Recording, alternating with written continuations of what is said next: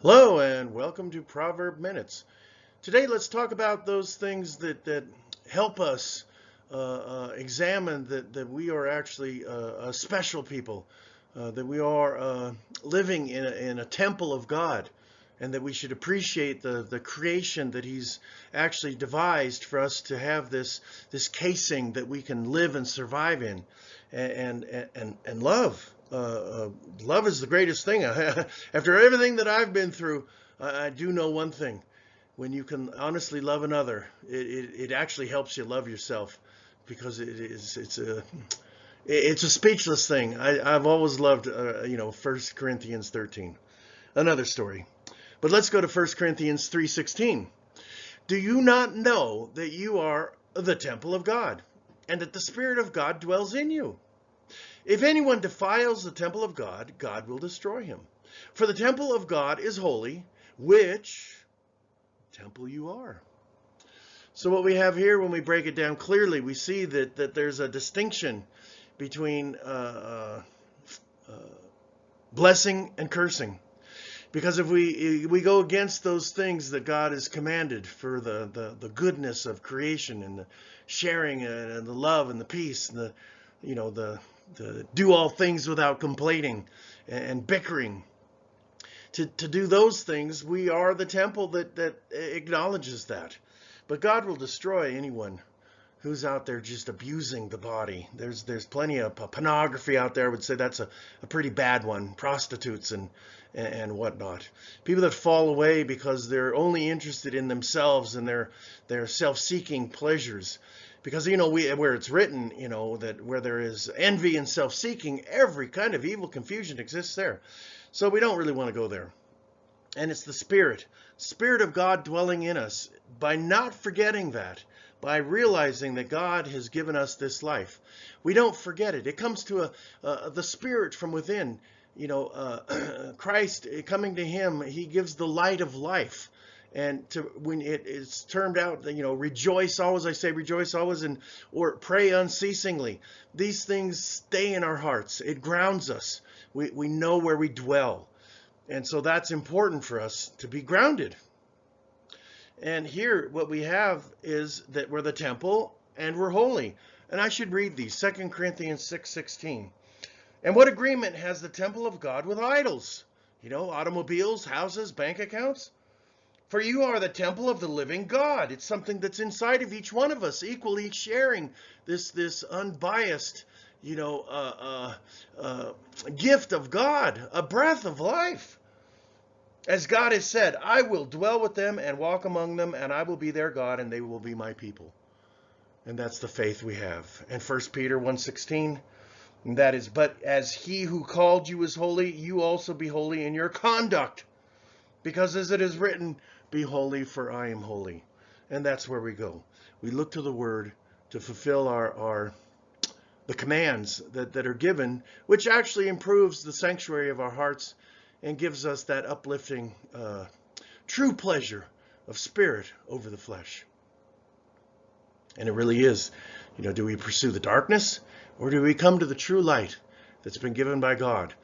Certainly most people follow the whims of man and the creations of one collapsing law after another, but God remains steadfast. He doesn't change. It's mankind that continues to change. And where is the assurance for our children when laws continue to change as water sinks into sand? Where is the foundation that holds us up? And that we find, brethren, in God. And it's really, again, where does our hearts dwell? Because He has prepared this house on a hill for us, each one of us a mountaintop, and that's where we're headed. Psalms 15:1. Lord, who may abide in your tabernacle? Now we're getting into the definitions of what the word actually instructs us on. Who is it that's going to have this sanctuary of heart and blessing in your abode? Here, who may dwell in your holy hill? See? He who walks uprightly and works righteousness and speaks the truth in his heart. He who does not backbite with his tongue, nor does evil to his neighbor, nor does he take up a reproach against his friend. Let's just break this list down and see it. for what it is. If we want to dwell in the peace of heart that is best achievable for each of us, these are the things we need to pay attention to. These are the things that we need to be acting on. It's said that, to be doers of the word and not just hearers only. But hearing this is something that is a bar for each one of us, isn't it? Not backbiting people. That means not gossiping, not complaining, not accusing, which our society has fallen into right up to the top. There's no unity. Where's the righteousness? Where's the people that are walking uprightly in front of us? Our leadership has fallen from grace and has become quite despicable. I don't think anybody can disagree with this. Even those that worship the leaders in a false worship. And that's what's happening right now. You don't do evil to your neighbor. All these people that are claiming, election fraud and all that. What an indecent way to live. And create disharmony in among the people and the children. Where has our nobility gone? Where is our bravery gone? Where is our courage gone? Because here, look at this last one. Nor does he take up a reproach against his friend. If we only have enemies and we only hate, and that's what we express to our children, where is the nobility and leadership that it guides us? Because it is clearly written when the evil rule, the people mourn, they suffer. But when the righteous rule, the people rejoice. There should be a sharing of rejoicing among us when we have a leader that can help instruct us and not tear down and attack. Good doctors that have devoted their lives to embracing the Hippocratic oath of benefiting the health of others. When we become just a petty people, your money is worthless and your heart is despicable if you can't help your neighbor and lift up as a spirit lifter. If you're only a spirit descender, God has no use for you, and neither does our society. It takes away from our grace. And the mercy, where is that? I desire mercy over sacrifice. And so we come to the end point. Each one of us has to make that decision to come to the light. And what does it say here in Proverbs 4:18? But the path of the just is like the shining sun. It's an encouragement to others. It's an uplifting. It's that rain and freshness after the rain that shines brighter to the perfect day. We're looking forward to that judgment, brethren. And we need to be lifting one another, encouraging one another, helping each other to have courage to continue. And when you criticize and condemn others, how does that lift up society? How does that bless the children that don't know any better when they only see arguing and complaining? I'm sorry I'm griping on this, but our society has fallen into a pit. And somebody, not just me, but a lot of people have to come together and say enough is enough. When are we going to stand in the courage to put these people down that only want anarchy? And they feed, because people feed on evil. Evil is an easy thing to feed on. And, look, I'm a good person, but, the way I'm going to announce things, it's a deceptive ditch.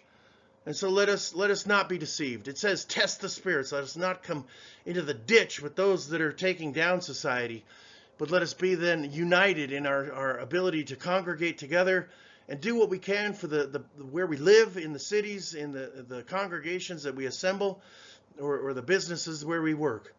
And the managers, really, come on, share mercy with those that are underneath you, because we all have this groaning in the flesh. It's written.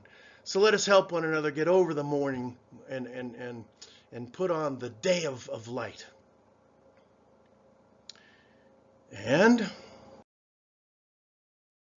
And we come to, beloved, now we are children of God. It has not yet been revealed what we shall be, but we know that when he is revealed, we shall be like him, for we shall see him as he is. And won't that be nice when we can see God for who he is? To be called a child of God is to put on those qualities, to help each other out, instead of, like, again, I've been ranting and raving on tearing each other down, which is so prevalent in our society today. But we're looking forward to something being revealed to us. And that is a spiritual body, that where Christ is, we will be also. And as he is, we will be also. And won't that be the blessing when we can put off the aches and pains of the flesh and the hatred that dwells among us. What a blessing heaven will be for each one of us. Let us travel there, brethren. And it is to walk as children of light. And that's what he's looking for.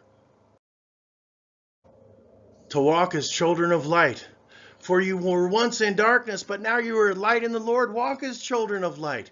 When we have God in our hearts, we're not out to offend anyone on purpose. We're out to help and lift others. You know, and unfortunately, that does not make a successful politician in our society today. But it should as well, because it's what's going to inspire the children to advance to the higher planes of truth. So what we have then is, therefore he says, awake, you who sleep. You know, do we remember that the Spirit is in us? Do we remember that Christ dwells in us and that he is the Savior and the blessings and the promise and the sacrifice that he did with the instructions? If we're not reading our Bibles to instruct us on how to conduct ourselves, then we can easily slip away into self-serving agendas. And it says here, arise from the dead, and Christ will give you light. And that's what we're looking for, brethren, is the light, and the light that we can share among one another. When we're only out there criticizing and condemning one another, that only amplifies the darkness and the destruction of what I believe the founding fathers tried to rule away from, was domination by the few. Because it's the many that are so important. And hopefully we can come back to these senses of truth, brethren, citizens of the world. Let us bring back our senses of love for one another and put down the weapons of war and build for a better future today for tomorrow.